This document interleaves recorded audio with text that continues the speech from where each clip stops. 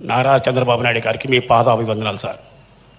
Sir, నేను గత 5 సంవత్సరాలు మీకోసం కష్టపడి పనిచేశాను సార్. ఇప్పుడు మున్సిపల్ శాఖ గురించి మాట్లాడు సార్. గతంలో ఎక్కడ చూసినా పెద్ద పెద్ద కుప్పలు కనపడేవి సార్, మురికి కుప్పలు. ఆ వాసన బరాయించవడం కాదు సార్. నేను శ్రీశైలం వెళ్తుంటే నసరాపాట దగ్గర పెద్ద కుప్ప ఉండేది సార్. ఆ కుప్పని వెళ్తుంటే బస్సులు వెళ్తుంటే వాసన బరాయించవడం కాదు సార్, అది అయిపోయింది సార్. ఇవాళ చూస్తే ఆనందాన్ని చవటానికి మీ దగ్గరికి వచ్చాను సార్.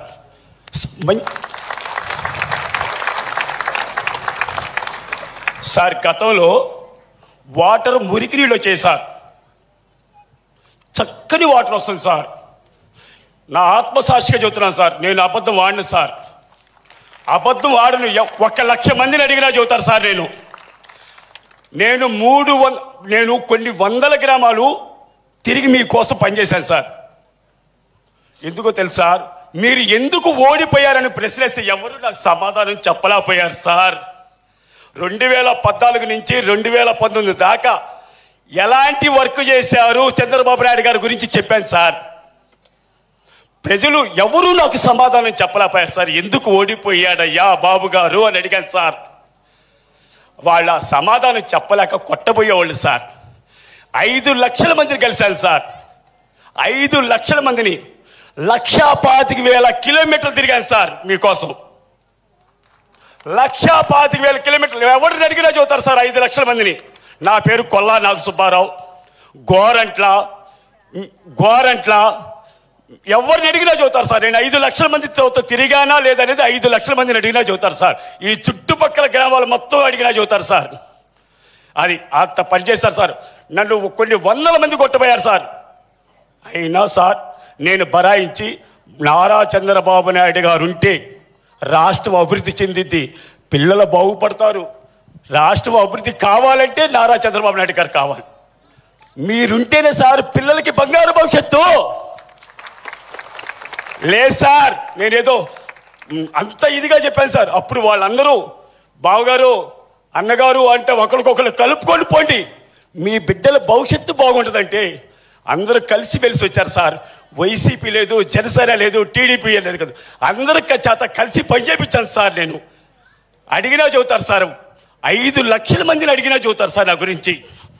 100 మంది కాదు, 200 మంది కాదు, 5 లక్షలు అని చెబుతున్నాను సార్. మన నాయకులు మొత్తానికి తెలుసు సార్, చుట్టుపట్టి చిన్న చిన్న నాయకులు మొత్తానికి తెలుసు సార్. నరసింహరావు, ఇక్కడ మీ గోరంట్ల అంటే ఏ గోరంట్ల? చిత్తూరు జిల్లా పత్తిపాడు నియోజకవర్గం గోరంట్ల సార్ మాది. పత్తిపాడు నియోజకవర్గం. ఓకే సార్, ఒకసారి కలుస్తాను నేను మళ్ళా. థ్యాంక్ యూ, చాలా సంతోషం. థ్యాంక్ యూ నరసింహారావు గారు. సార్, ఈరోజు మనతో 2 పబ్లిక్ హెల్త్ వర్కర్స్ ఉన్నారు. జడ్జిశ్రీ విజేత గారు, విలేజ్ ఆర్గనైజర్, ఆవిడ ఇప్పుడు మాట్లాడతారు.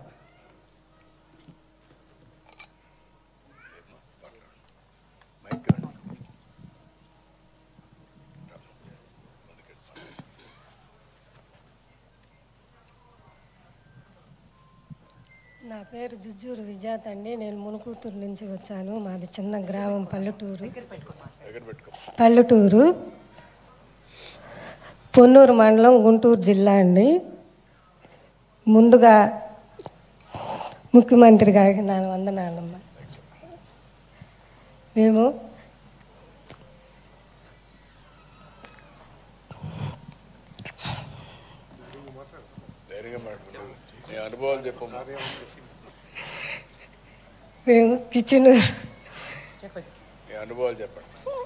మేము కిచెన్తో వంట, కిచెన్ గార్డెన్ చేసుకుంటామమ్మా. చిన్నగా కూరగాయలు పండించుకుంటాము చిన్న పెరట్లో. అవి కేంద్రీయ ఎరువులు లేకుండా, మందులు లేకుండా కేంద్రీయ ఎరువులతో చేసుకుంటాము. మొక్కలకు అందిస్తాము. వంటగదిలో వచ్చే కూరగాయలు తొక్కులు, అరటి తొక్కలు, ఉల్లిపాయ తొక్కలు అవన్నీ వేసుకుని కేంద్రీయంగా గుంట గొయ్యి తీసుకుని ఆ గోతిలో వేసుకుని ఆ ఎరువుని తీసుకుని మొక్కలు నాటుకుని ఆ మొక్కలకు వేసుకుంటాము మందులు లేకుండా. ఆ కూరగాయల్ని మేము వండుకుంటాము, పక్కనున్న వాళ్ళకు కూడా ఇస్తాము.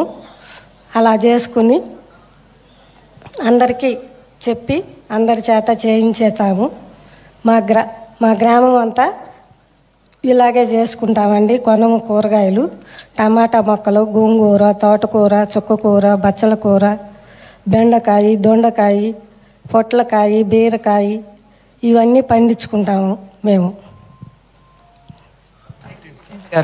థ్యాంక్ యూ అండి. ఆర్గానిక్గా పండించుకుంటున్నారు. అలాగే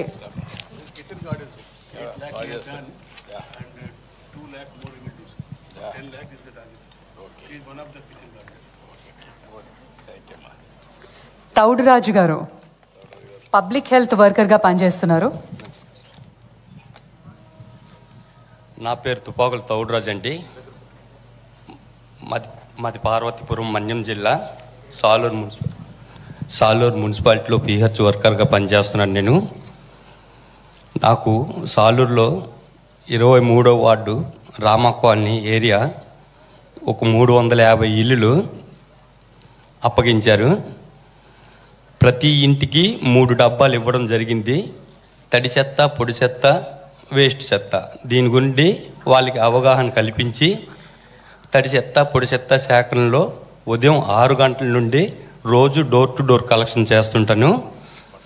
ప్రతి ఇంటికి తడి చెత్త, పొడి చెత్త వేరు చేసి తీసుకుంటుంటాను.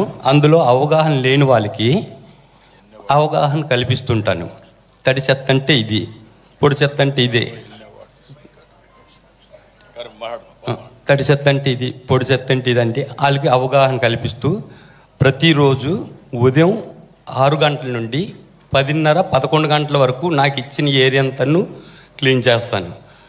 అది కాక మధ్యాహ్నం 2 గంటల డ్యూటీకి వస్తానండి. డ్యూటీకి వచ్చి ఆ ఏరియాలో కాలువలు తీసి మొక్కలు గట్ట ఏమైనా ఉంటే శుభ్రంగా క్లీన్ చేసి 5:30 వరకు అలాగ నా ఏరియా మొత్తం క్లీన్గా ఉంచుకుంటాను.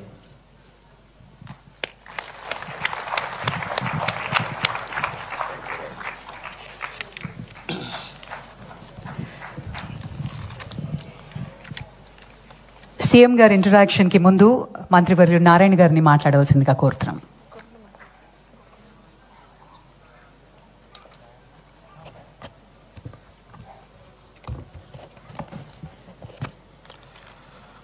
సభా వేదికను అలంకరించిన గౌరవమైన ముఖ్యమంత్రి గారికి మరియు వేదిక ఇచ్చిన మంత్రివర్యులు, ప్రజాప్రతినిధులకి, అధికారులకి, ఇక్కడికి ఈరోజు ఇచ్చేసిన స్వచ్ఛాంధ్ర అవార్డీలకి, పురప్రముఖులకు, మీడియా పర్సన్స్ నమస్కారాలు.